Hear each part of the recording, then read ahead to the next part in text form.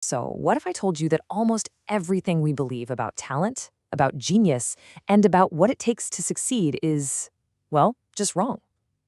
In this explainer, we're going to dive deep into Adam Grant's incredible book, Hidden Potential. It uses some amazing stories and solid science to completely flip our ideas about achieving great things on their head. Okay, let's just jump right in with a question that really gets to the heart of it all.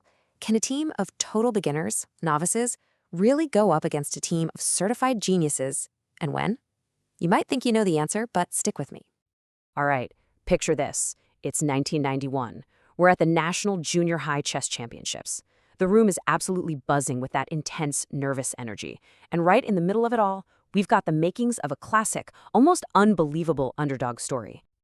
I mean, talk about a mismatch. On one side, you have the Dalton School. They're the Goliaths of this world. An elite, wealthy school, 3-time national champs.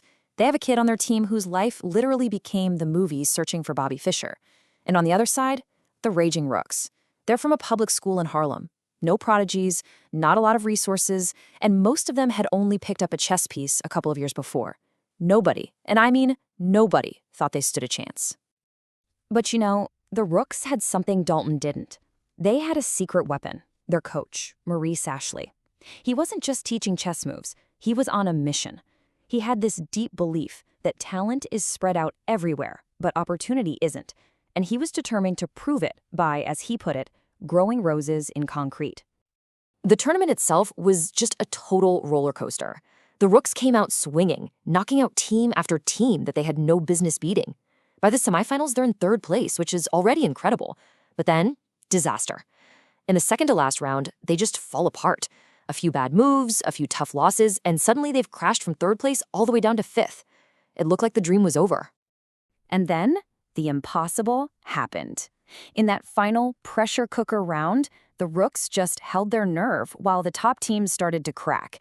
Against all odds, the kids from Harlem, the so-called novices, had tied for 1st place. They were national champions. But here's the thing. The real jaw-dropper isn't that they won. It's why they won.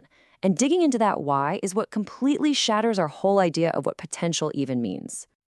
So how on earth did they do it? This is where Adam Grant brings in a completely new, kind of radical way of thinking about what potential actually is.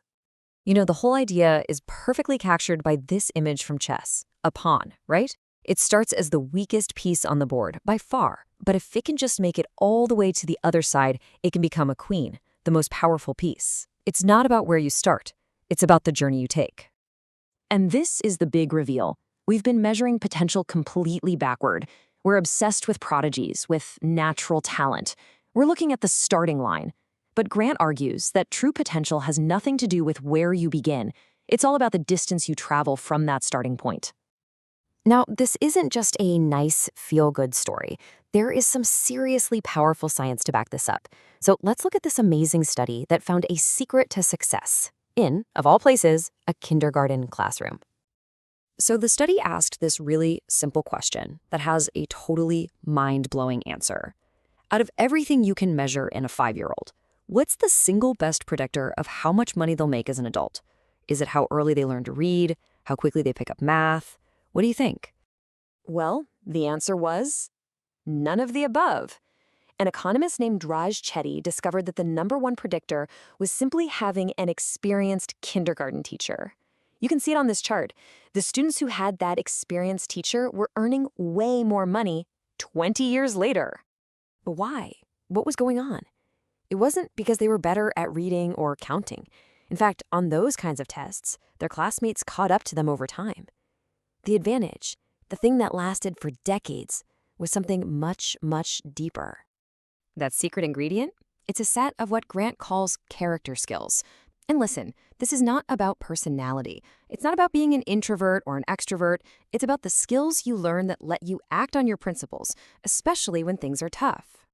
Turns out, these experienced teachers were basically ninjas at fostering 4 key skills. They taught kids how to be proactive and ask questions, how to be pro-social, get along with others and work together, how to be disciplined to pay attention, and maybe most importantly, how to be determined when you run into a problem. Now, think back to the Raging Rooks.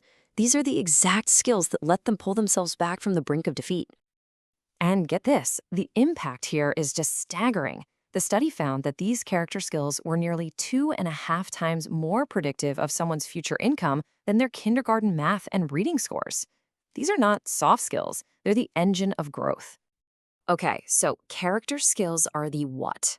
We get it. But what about the how? How do we actually build these skills in ourselves? Well, the answer is you have to become what Grant calls a creature of discomfort. Let me tell you about Sarah Maria Husband and Benny Lewis. If you met them today, you'd think they were born with a special gift for languages. But their starting points were, honestly, pretty terrible. Sarah's own father told her she'd never learn Spanish. Benny took years of Irish and German and still couldn't have a simple conversation.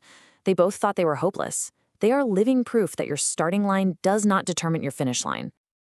So what was their secret? It's right here in this little diagram. They figured out that you don't grow when you're comfortable. Real growth only happens in that awkward, messy, uncomfortable zone, where you're trying things you're not really ready for yet. And I mean, this visual just says it all, right? If you wait until you feel 100% ready, you're going to stay right where you are. You're just not going to grow. That real progress, that steady upward climb, only starts when you decide to jump in today, whether you feel ready or not. They also completely changed how they thought about mistakes. Most of us think making a mistake leads to shame, to looking stupid. But the reality, mistakes are how you get smarter. It's how you build courage. It's how you stretch that comfort zone. Benny Lewis, I love this. He actually sets a goal to make 200 mistakes a day when he's learning a new language. You know, we have this idea that learning should be a smooth, comfortable process. But this flowchart shows the messy truth. You get some knowledge, you practice it, and that creates discomfort. But if you can lean into that feeling, it pushes you to practice more, which leads to actual progress. And eventually, that's what gets you to a new level of comfort and mastery. Discomfort isn't a sign you're failing, it's a sign you're learning. So this brings us full circle, the story of the raging rooks, the secret of those kindergarten teachers, the journey of the polyglots. It all points to this one really powerful conclusion about the potential that's hiding inside all of us. We tend to look at people and admire the peak they've reached, right? But maybe we should admire them more for the distance they've had to climb. And maybe that means the most important question we can ask ourselves isn't, how talented am I? It's, how far am I willing to go?